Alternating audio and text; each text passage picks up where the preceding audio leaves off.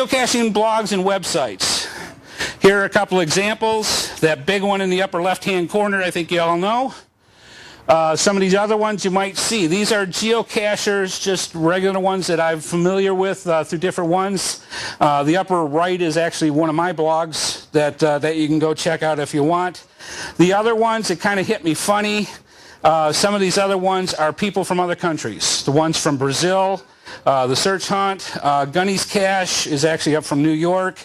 There's another guy that has a really beautiful one that's from, he's a military Marine that's in Japan right now. Gorgeous. How about geocaching in a castle? I mean, there is some exotic lands out there, folks, to go see. I can't wait. Of course, you've seen the logo for GeoSnippits and Geocaching Online.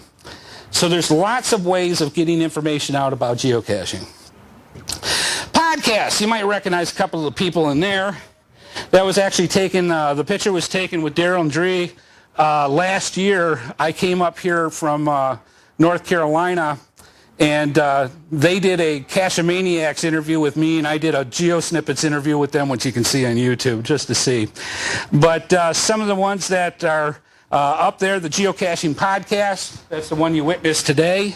Cachemaniacs, of course, is one of the Daryl and Dree.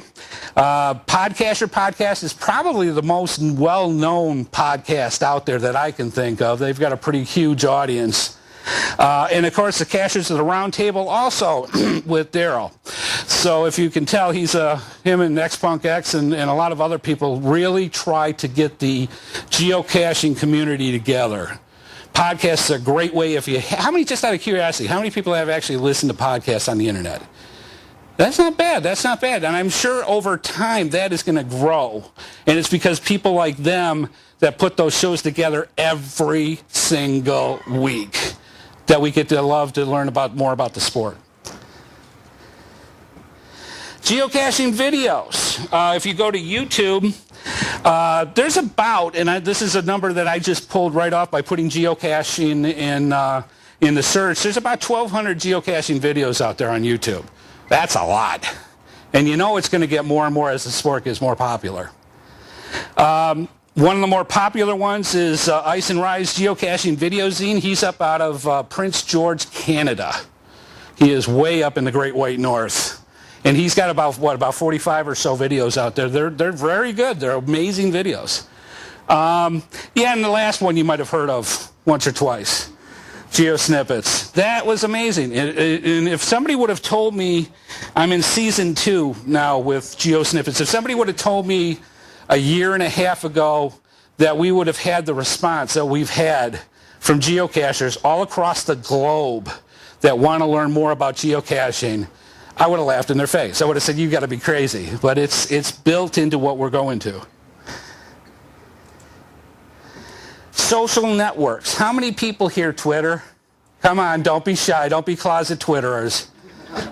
I know you're doing it. And I know you're doing it at work because I do it and I read them. MySpace, not so much, I don't think. But what's the beauty of it, and okay, here's my BlackBerry. I got it right here. The beauty of it is there are things like Social Network and some of these other applications that are out there that are intertwining it all. You do one message to one, you do them to all, and it gets spread.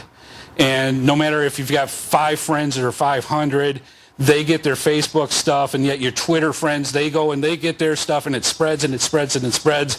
Nothing's safe anymore. Be careful what you put out there. But, and actually, you know what the biggest complaint was? I did a 100 cache run about 2 weeks ago. Spent 18 hours in a car, got 100 geocaches. You know what the complaint was? I had the thing set up through geocaching.com. Every time I found a cache, the thing went out to Twitter, went out to Facebook. People were turning off my profile because they were getting so many feeds into it. Be careful what you do. But it's an amazing social network. And once the language barriers get broke and the translations get put in this place, we're going to be unstoppable. It's going to be amazing. Okay, geocaching on television. Some of the ones that you see, if you bring up geocaching on YouTube, one of the first ones you'll see is the one for WUNC TV. I was actually on WRAL last year. They did a 3-minute clip for their show. It was comical. You know, if you've known me or have seen me on GeoSnippits, I'm a bit of a clown. It turned out really good, but it was a really good plug for geocaching. It really was. Some of the TV shows that you'll see with geocaching that have happened in the past, the earliest one that I could find on the internet was from the BBC. And they did an hour-long broadcast in 2002 about the very, very essence beginnings of geocaching. Really, really cool.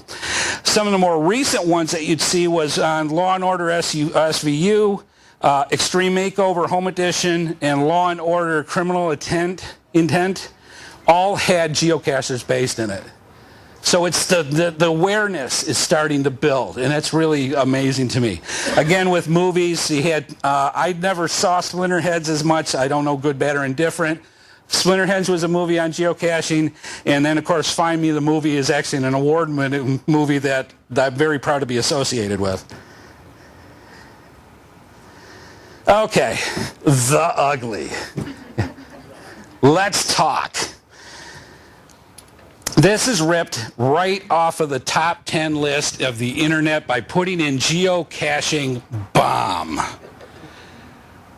Here we go. I want you to look for something, and it's scary to me, but this is how the mentality has gone with there's a common theme with most of these.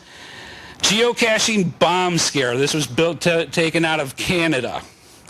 Second one, bomb squad finds another geocache. Charges not likely after geocaching bomb scare. That's always a good thing. Another Midland geocaching bomb scare. Geocache prompts bomb scare again. See the theme I'm going after here? This isn't single things anymore. People are starting to put this as a pattern, and that's dangerous because that can shut things down quicker than anything. My whole point with the ugly is that if we can take the common sense step ahead of time and know that, putting an ammo box next to the government building may not be a good idea, good thing. That if we go through and do things, and there are places that you can put this where even clear containers aren't the smartest thing to do. We just stay away from those areas because why do we need that kind of grief? We don't. We don't need that kind of publicity. I'm not saying there are historical areas that you can't put it, but I'm seeing the trend to be a lot better, that it would be nicer in those sensitive areas to make virtuals as opposed to an actual physical cache where somebody can go, oh my God, it's a bomb. Does that make sense? So that's what I'm getting at with the media. I'm tired of reading of people that are reporting on this thing that have no idea what they're talking about, have no research involved with it, have not even talked to a geocacher, but I'm going to write this report about and then put it out so that 18 billion people can see it. It's infuriating to me, and I'm sure it is to a lot of other people. Summary. Okay. Yeah, there's ugly out there. Yeah, there's stupid out there. And a lot of times that's where we get the most, bit the most.